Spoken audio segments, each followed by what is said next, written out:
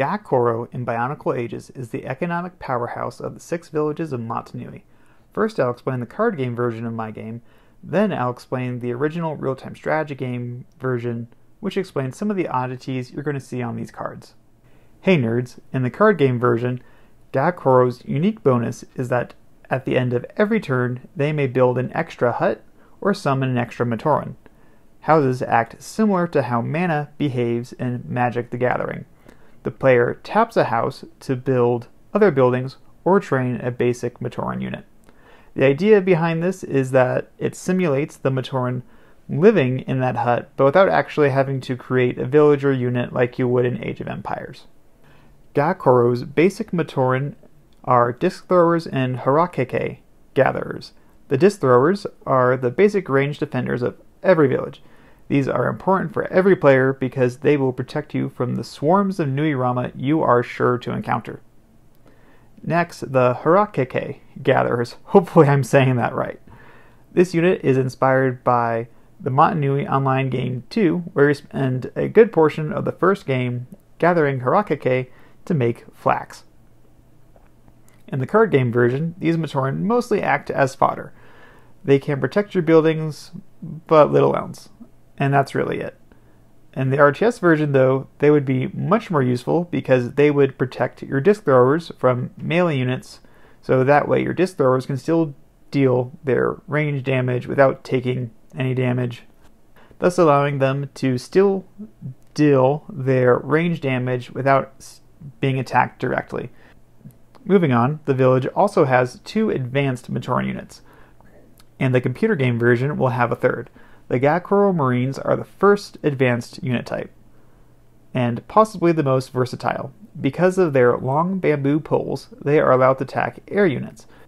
Since the village lacks any offensive or defensive bonus, this flexibility is needed against the more powerful Rahi, like the Nui Kopen, especially. The next advanced unit for Ga Koro is the Lay Flower Warrior. This unit is entirely my own creation.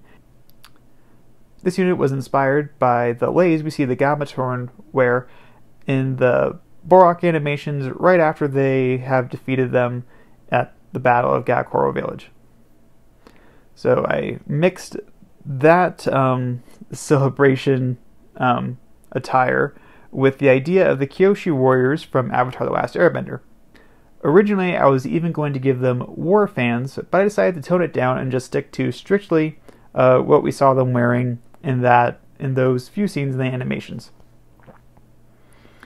These Matoran have the best attacking stats of any Ga Matoran and will be best used to reduce the number of attacking Rahi each turn.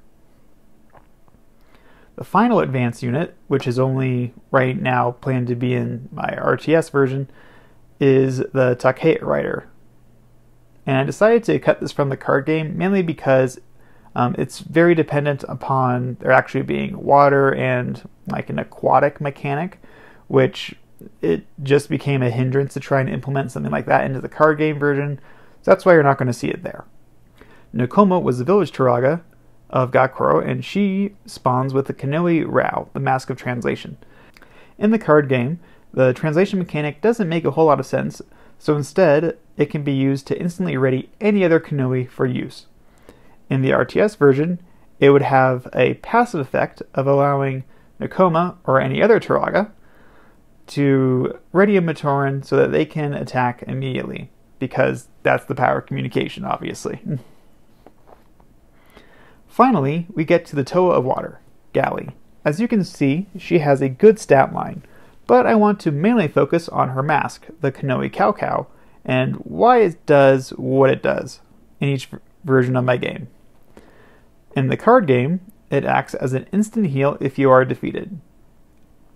I did it this way because it would for sure be useful for any Toa that would find it, and it honestly just seemed the most useful, and especially since there isn't any water or aquatic mechanic in the card game.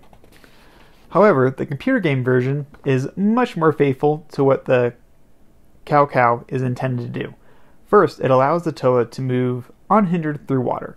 Normally, each water tile would require 2 movement points to pass, but now the Toa is more mobile and they can move twice as far in water than they could before. Also, normally any Matoran, Turaga, or even Toa that ends their turn on a water tile would drown. But obviously, this mask prevents that.